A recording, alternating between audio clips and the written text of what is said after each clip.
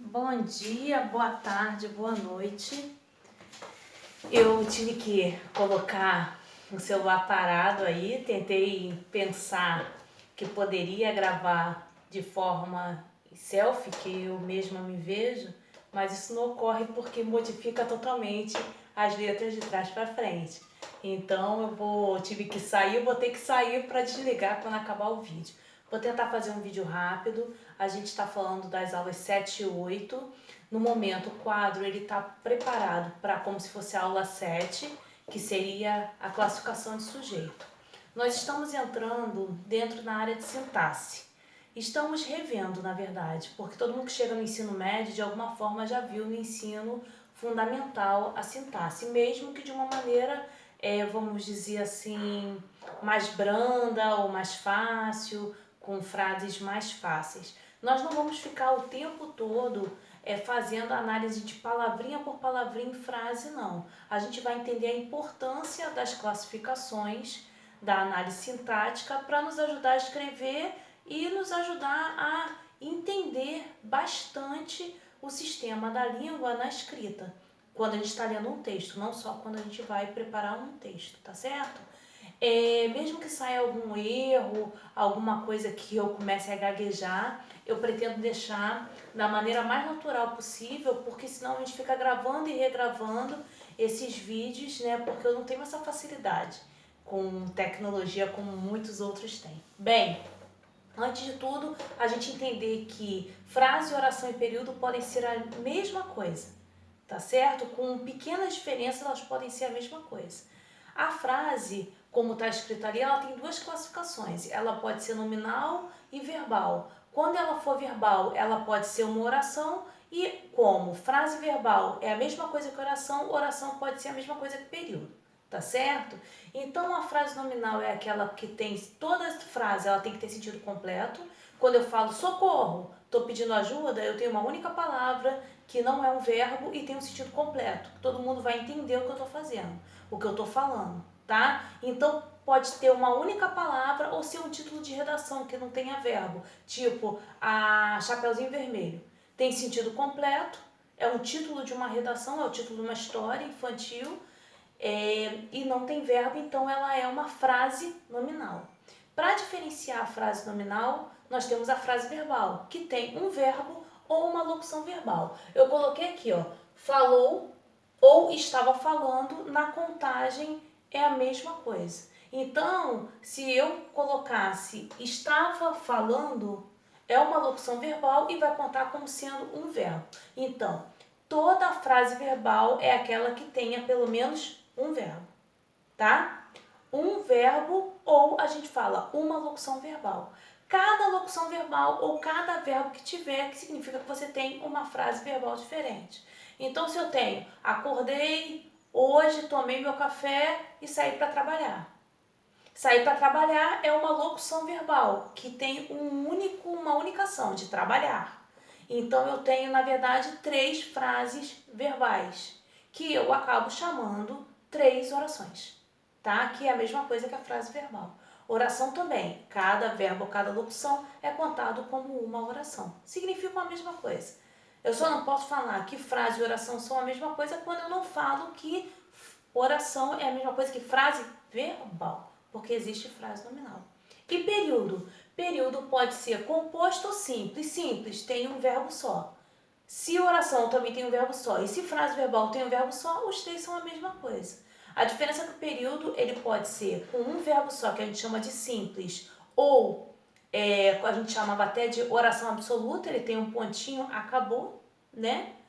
Agora, se ele tiver vírgula e der continuidade no parágrafo, eu tenho um período composto.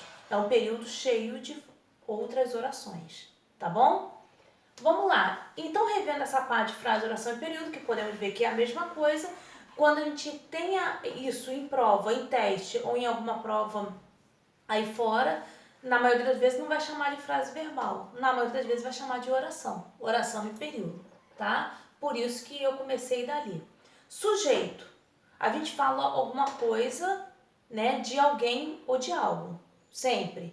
Que está recebendo, ou que está dando, ou que está fazendo. Não é só o que recebe a ação, ele pode também fazer a ação, ele recebe a ação. Então eu tenho 5 classificações de sujeito, tá?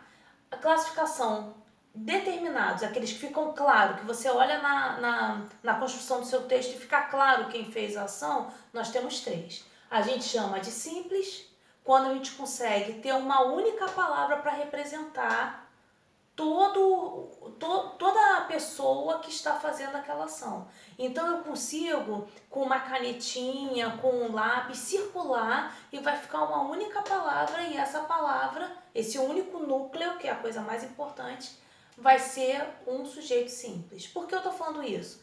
Vou dar um exemplo. Se eu falar, a multidão invadiu o estádio. A multidão é um monte de gente pra caramba. Só que eu vou perguntar pro verbo, quem invadiu o estádio mesmo? A multidão. A multidão é o meu sujeito. Esse azinho entra e a multidão também. Qual das duas palavras é o mais importante, que não pode ser tirada de jeito nenhum? Multidão. Então, quando eu tenho a palavra multidão, eu consigo circular só a palavra multidão. Então, eu tenho só uma palavra que é super importante, que não pode ser tirada. Então, eu chamo isso de núcleo do sujeito. Quando eu tenho um único núcleo, eu tenho sujeito simples. Não importa que indique pluralidade, um monte de gente. Como eu falei, multidão é um monte de gente. Mesmo assim, é sujeito simples. Então, o sujeito simples ou sujeito composto se dá pela quantidade de palavras que eu posso circular. Aquelas palavras que não podem ser tiradas de jeito nenhum. Tá certo? Então, vamos dizer, a princesa feliz.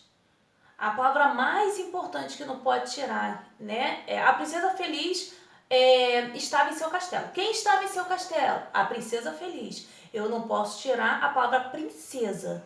Feliz é uma qualidade e há também um artigo que está definindo, mas ele não é a palavra mais importante. Então, no final das contas, eu tenho uma palavra importante, que é a princesa. Eu consigo circular umazinha só, que é o único núcleo do sujeito, eu chamo de sujeito simples. Consegui circular 1, 2, 3. Eu e ele atravessamos a rua. Quem atravessou a rua? Eu, circulo, ele. São duas palavras que não podem tirar. Se tivesse nós atravessamos a rua, eu circulei uma só, não foi? Então, sujeito simples.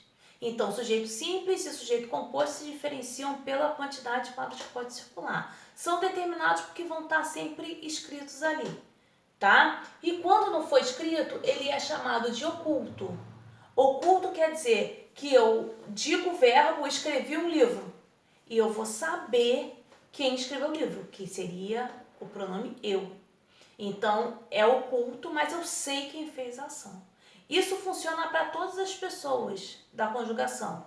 Eu, tu, ele, ela, você, nós e vós. Só até vós, tá bom? São essas 5 pessoas. O único que não entra nessa regra seria eles e elas, a terceira pessoa do plural. Todos os outros eu consigo definir como sendo oculto. Quando a gente encontra num exercício, por exemplo, numa prova militar, às vezes eles não colocam a palavra oculto, eles colocam a palavra desinencial ou elíptico. Desinencial ou elíptico são a mesma coisa que oculto, é só outro nome que se dá, tá? Mas são a mesma coisa. Todos eles são determinados, porque todos eles a gente consegue saber quem fez o quê, mesmo que não esteja escrito. Aí a gente vai para o indeterminado. O indeterminado é aquele que a gente indetermina, não sabe quem fez a ação. Pode aparecer de 2 maneiras. Quais seriam essas maneiras? Quando é a terceira pessoa do plural, que eu acabei de conversar com vocês, que não entra no oculto, seria eles ou elas, mas que não estão escritos. Se estiverem escritos, obviamente você consegue circular sujeito simples. Estou falando não escreveu. Você não escreveu, então eu tenho o sujeito indeterminado. Bateram a porta, atravessaram a rua. Se eu não sei quem fez aquela ação, ele é indeterminado. Não se esqueçam de uma coisa. Se a gente tiver um texto grandão e já apareceu pra gente quem fez a ação, tipo, os meninos estavam estudando dentro da sala, saíram e foram falar com o professor. Quem foi falar com o professor? Já dá para ver que foi os meninos. Não precisa ficar repetindo o tempo todo. Você já sabe quem é o sujeito, tá certo? Então, se você fosse classificar, foram falar com o professor quem é o sujeito, você vai dizer que é o sujeito oculto, porque você já sabe que são os meninos, porque já apareceu antes no seu texto. Mas se em nenhum momento né? Tipo fofoca, falaram, fake news, né? Falaram, escreveram, disseram, só que você não sabe de onde veio, não sabe quem disse. Hora nenhuma aparece quem deu essa notícia. Então aí sim é o sujeito indeterminado. Ele tem que estar indeterminado mesmo. E quando nós tivermos o C, deixa eu pegar a canetinha aqui. Quando nós tivermos o C, tá? Junto com uma preposição, então vamos lá. Quando eu falo precisa ser de pessoas inteligentes. Bem, então eu tenho aqui a construção de um verbo na terceira pessoa singular, que é obrigatório. Isso aí vocês vão conseguir dar uma olhadinha na apostila de vocês, ou gramática, ou internet, com qualquer outra aula de um YouTube, é até melhor do que essa. Mas a gente tem que fazer uma aula mais rápida, né? Explicar, vocês gravando, vocês podem ver várias vezes e podem buscar, obviamente, em outros meios. Vocês têm o livro texto, eu vou dar as páginas, tá? No final da explicação.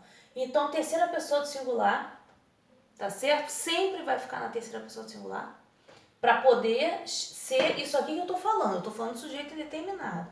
Vai falar, professora, mas não tem alguma coisa parecida com o ser, particular passivadora, blá, blá, blá? Tem, mas a gente vai agora por parte, porque com o vídeo tem que ser aquilo ali, depois a gente faz um outro vídeo e explica uma outra coisa, senão fica muito grande. Então, esse ser, quando for chamado de índice de indeterminação do sujeito, que a gente encontra como IIS. Quando esse ser for IIS, que é índice de indeterminação do sujeito, ele é índice de indeterminação, quer dizer, ele é uma palavrinha que mostra que o sujeito é indeterminado, por isso que o nome é indeterminado. Ele vai vir dessa maneira. Ele vai vir com um verbo sempre na terceira do singular, ele vai vir com ser junto dele e depois vai vir uma preposição, que pode ser o de, pode ser o a, pode ser qualquer sobre, pode ser qualquer preposição, mas a preposição é obrigatória. Essa é uma maneira que ele pode aparecer e a única outra maneira que ele pode aparecer, né? Vocês podem ver que aqui tem pessoas inteligentes.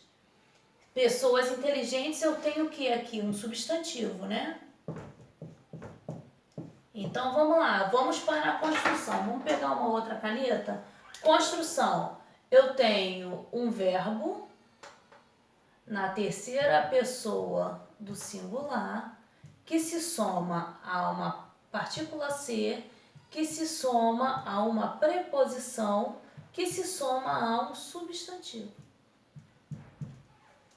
Ok? Aqui eu tenho uma regrinha, tá? E aí, qual é a outra maneira que pode aparecer com esse ser de indeterminado?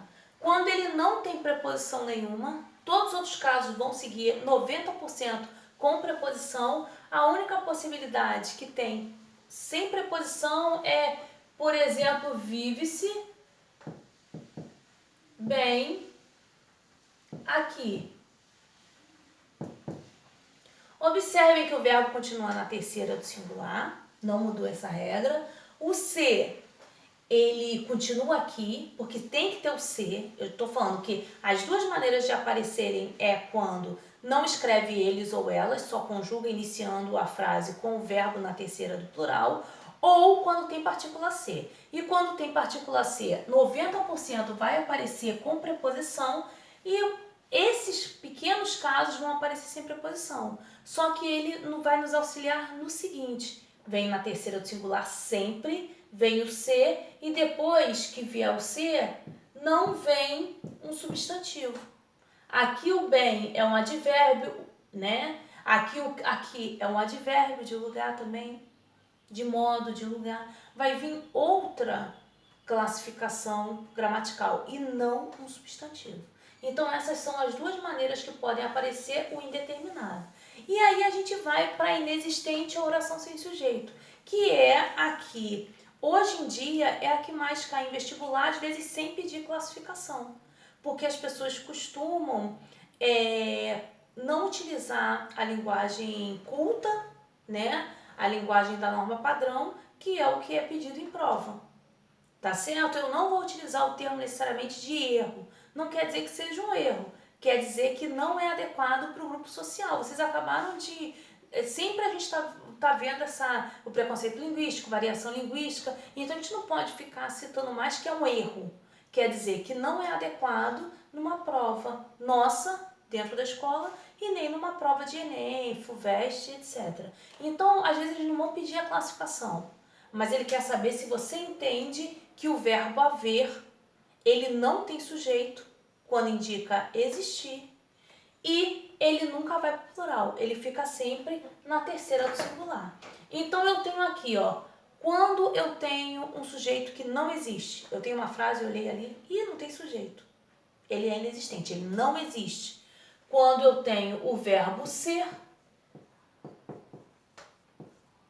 indicando tempo, é tarde, são 3 horas, né?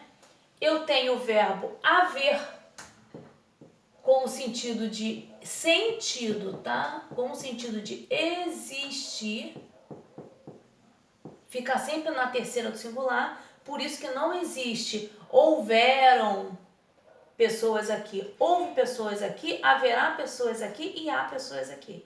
Pode ser conjugado no tempo presente, futuro e pretérito, mas todos no singular, tá?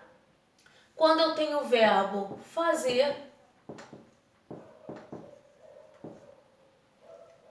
quando indica tempo decorrido, faz 5 anos que eu não vejo, faz 3 anos que eu não vou lá, tá? Quando eu tenho fenômeno da natureza, choveu ontem, ventou muito, oração sem sujeito, né? Agora, cuidado, se eu estiver falando assim, Deus fez ontem chover muito aqui, tem sujeito que foi Deus. Eu coloquei até uma brincadeira, Luiz fez chover. Como assim Luiz fez chover? Eu poderia estar falando dentro de um laboratório. Luiz fez chover gotas, sei lá, gotículas de... não sei. Qualquer gotícula aí, né? Luiz fez chover dentro do laboratório. Luiz fez chover hambúrguer, né? Como tem no filme. Então, quer dizer, tem um sujeito, né? Lógico que o verbo ele não apareceu. Ventou, né? Nevou, dentro da sua estrutura normal. Ele apareceu como uma locução verbal. Alguém fez chover,